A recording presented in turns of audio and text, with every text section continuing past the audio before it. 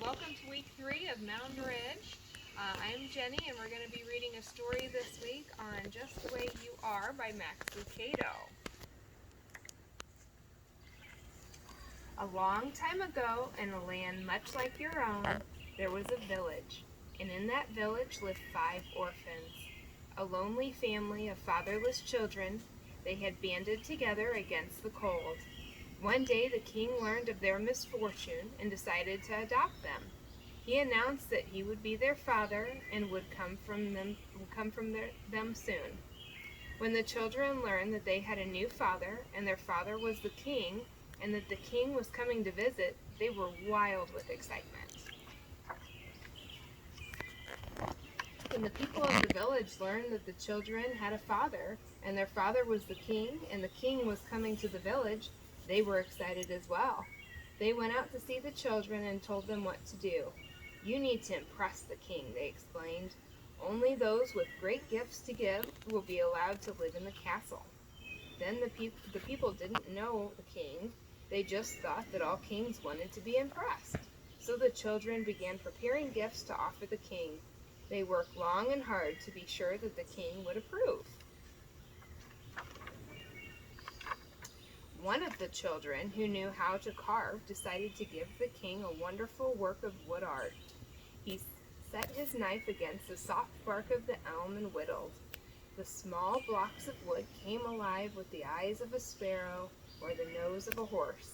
His sister decided to present the king with a painting that captured the beauty of the heavens, a painting worthy to hang in his castle. Another sister chose music as her way to impress the king. For long hours she practiced with her voice and mandolin. Village people would stop at her window and listen as her music took wings and soared. Yet another child set out to turn the king's head with his wisdom. Late hours would find his candle lit and his books open. Geography, math, chemistry, and the breadth of his study was matched only by the depth of his desire. Surely the king would appreciate all his knowledge. But there was one sister who had nothing to offer. Her hand was clumsy with the knife, her fingers stiff with the brush. When the little girl opened her mouth to sing, the sound was hoarse. She wasn't much of a reader. She believed she had no talent, and so she believed she had no gift. All she had to offer was her heart, for her heart was good. She spent her time at the city gates watching the people come and go. She would earn pennies to buy food for her brothers and sisters by grooming people's horses or feeding their animals. She was a simple stable girl, but she had a good heart. She knew beggars by name. She took time to pet each dog. She welcomed home the travelers and greeted strangers. How was your journey? She would ask. Tell me what you learned on your visit. How is your husband? Do you enjoy your new work? She was full of questions for people because her heart was big and she cared for people. Then they were all the same to her, the beggars and the rich. She cared for all of them just the way they were.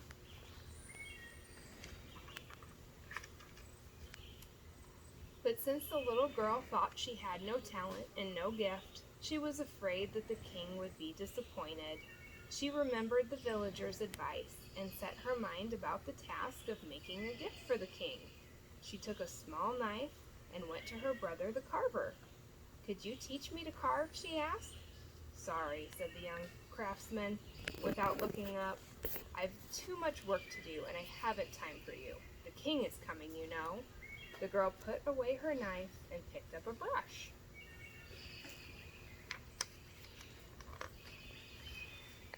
She went to her sister, the artist. She found her on a hill painting a sunset on a canvas. You paint so beautifully, the girl, who had no gift but a big heart. I know, the painter answered. Could you share your gift with me? Not now, the sister responded with eyes on her palette. The king is coming, you know. The girl with no gift then remembered her older sister, the one with the song. She will help me, she said. When she arrived at her sister's house, she found a crowd of people waiting to listen to her sister sing. Sister, she called. Sister, I've come to listen and learn. But her sister couldn't hear. The noise of the applause was too loud. With a heavy heart, the girl turned and walked away. Then she remembered her brother.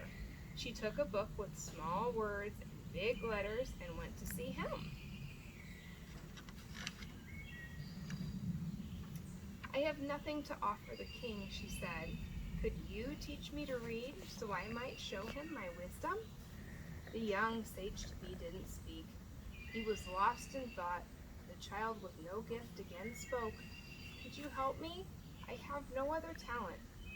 Go away, said the scholar, scarcely moving his eyes from the text.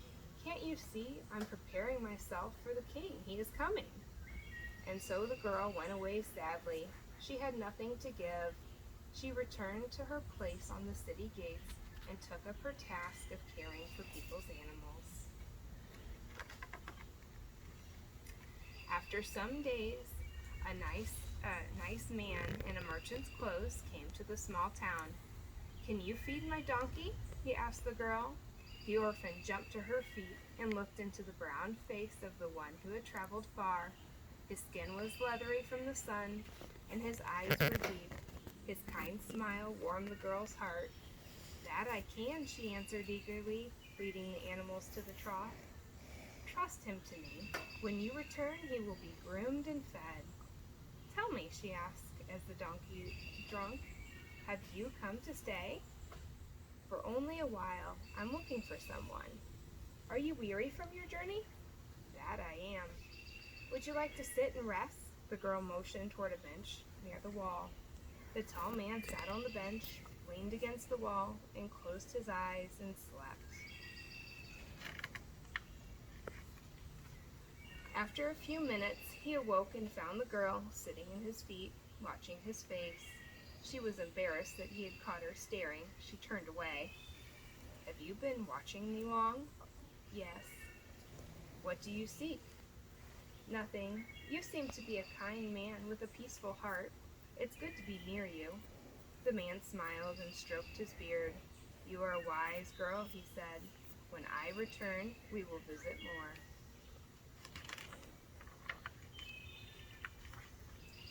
The man did return again, quite soon. Did you find the ones you were seeking? The little girl asked. I found them, but they were too busy for me. What do you mean? The first one I came to see was the woodsmith, rushing to complete a project. He told me to return tomorrow. Another was an artist. I saw her sitting on a hillside, but the people below said that she did not want to be disturbed. The other was a musician. I sat with the others and listened to her music. When I asked to talk to her, she said she had no time. The others I saw had left. He had moved to a city to go to school. The girl's eyes widened as she realized who the man was. But you don't look like a king, she gasped. I try not to, he explained. Being a king can be very lonely. People act strangely around me. They ask for favors. They try to impress me. They bring me all their complaints. But isn't that what a king is for? Asked the girl. Certainly, responded the king. But there are times when I just want to be with my people. There are times when I want to walk with my people and talk with them, to hear about their day, to laugh a bit and cry some. There are times when I just want to be their father. Is that why you adopt the children? That's why. Adults think they have to impress me. Children don't. They just want to talk to me. They know that I love them just the way they are. My brothers and sisters were too busy? They were, but I'll come back. Maybe they'll have time for me another day. The girl hesitated. Sir, what about me?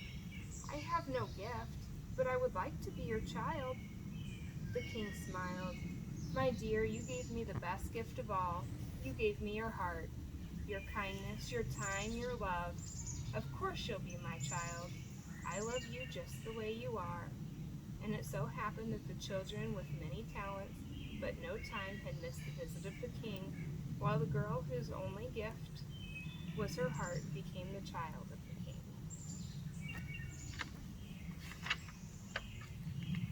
The end. I hope you join us next week for another campfire story.